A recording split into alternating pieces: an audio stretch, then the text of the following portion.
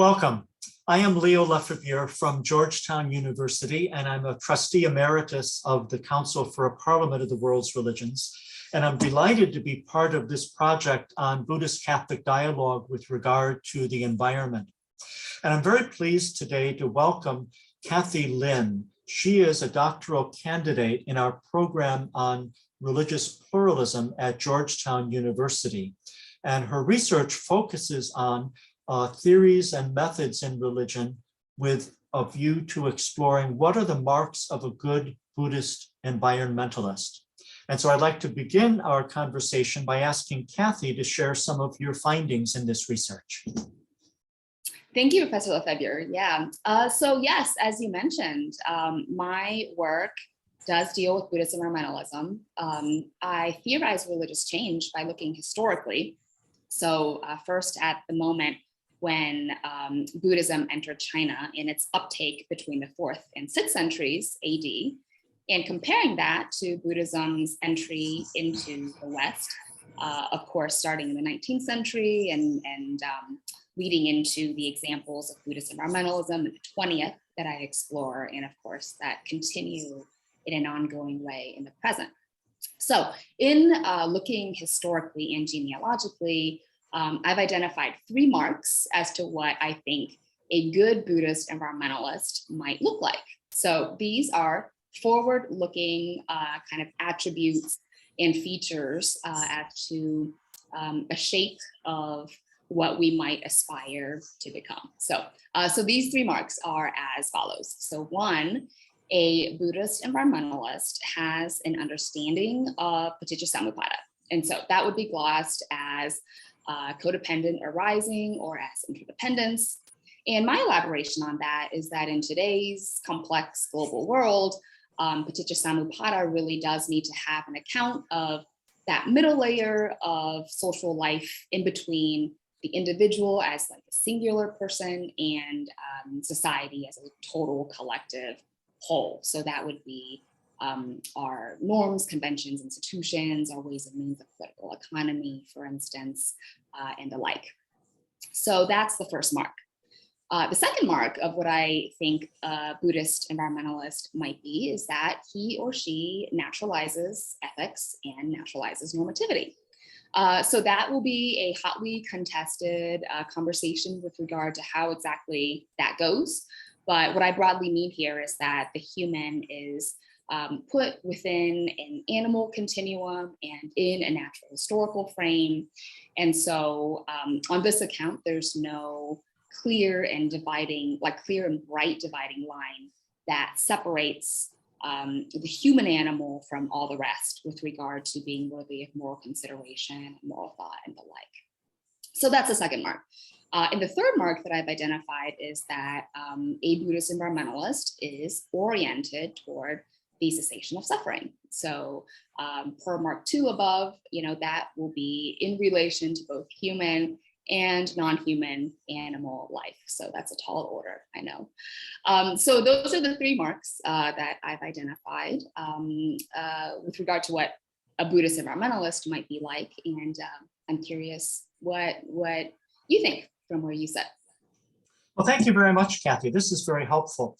I resonate as a Catholic with all 3 of these points. Now, I understand that the Catholic worldview differs in important ways from the Buddhist perspectives, and I want to respect that. But on the other hand, I find us coming together again and again in celebrating analogous values. On your first point on dependent co-arising, everything arises in relation to everything else. Pope Francis, in his encyclical on care for the earth, Laudato Si', stresses everything is interconnected. We are connected with all the different creatures in this world and beyond. And even in the name of his encyclical, Laudato Si' is an Italian phrase used by Saint Francis of Assisi, praised be you, O Lord. And Saint Francis was inviting not just human beings, but brother sun, sister moon, brother fire, the water, sister mother earth, who cares for us. So there's this very strong sense that we are embedded in a set of relationships in the natural world from the very beginning, and we're called to listen to the other creatures to hear what wisdom they're sharing. One of the Psalms proclaims, the heavens are proclaiming the glory of God. And that's behind this image of St. Francis of Assisi, calling all these different creatures to praise the Lord. And this leads into your second point on an ethics that's embedded in nature. In the Bible, there's two different approaches. One is that God gives commands to people, and here it seems like morality comes from above. There's also the biblical wisdom tradition. This is the book of Proverbs, book of Sirach, and here God implanted wisdom in creation itself, and humans are called to listen to the wisdom in creation. And they're promised, if we live in harmony with the wisdom of creation, then we will flourish. Then we can be both virtuous and happy. If we think we're real clever and try to outwit it, we may fool other people, but we're going to violate our own nature. So there's this basic relation between the way we act and the consequences that flow. And I understand this is closely related to one aspect of the Buddhist tradition as well. And so in the earlier phases, Catholics often studied the best science of their time. So Thomas Aquinas was immersed in the study of Aristotle, which is the best science that they had in the 13th century. And so we today need to learn from what the natural sciences are telling us about every aspect of our being so that we can enter more deeply into these relationships with all creatures. And your final point on the cessation of suffering is one of the great points where Catholics and Buddhists can come together and bond. That the cessation of suffering calls forth the Buddhist path of compassion and the Christian path of charity, which overlap to a very great degree. In recent years, people in the Catholic world have written about the cry of the poor, the cry of the earth. For a number of years now, theologians have been reflecting on the Bible from the perspective of the poor.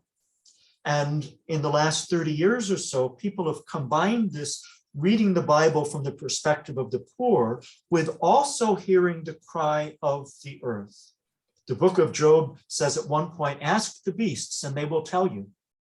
And so one of my colleagues wrote a whole book on this. If we ask the beasts, what will they tell us? Many of them today will tell us they're suffering. And not just the living creatures, but all creatures. And so this ancient tradition of the wisdom in the Bible flowing through the whole Christian tradition into our contemporary dialogue with natural science, I think, calls us as Catholics to cooperate with Buddhists and with all people of goodwill in working to end the suffering of all forms of life. So I invite your reflections, Catherine. Oh, thank you so much. That's very moving to hear of the resonances and to hear of, yes, well, the first, the learning from the natural sciences, that definitely seems to me to be resonant. And yes, I suppose I'm very moved is all I can say with regard to the call to respond to the suffering of all creatures, both human and non-human. Very good. Some years ago in 2015, I was in Rome and Castel Gandolfo with Buddhists and Catholics based in the United States to look at how we could dialogue together in service to others. And this was exactly the time when Pope Francis had issued his encyclical Laudato Si on care for creation. And we were very honored to have a private audience with Pope Francis. And after he addressed some remarks to us, encouraging us, he went around and the Buddhists each exchanged their views with him. And one of them put a prayer shawl over his shoulders and said, "This is a Buddhist blessing." And his face was just beaming in this. And in our own discussions, the Buddhists in this group very much appreciated the wisdom of Pope Francis and his call to Catholics to cooperate with people of all religious traditions, including Buddhists in particular, to hear our scriptures and our great wisdom teachers anew in light of the ecological crisis and to challenge all the forces in our world that are devastating different forms of life and to come together.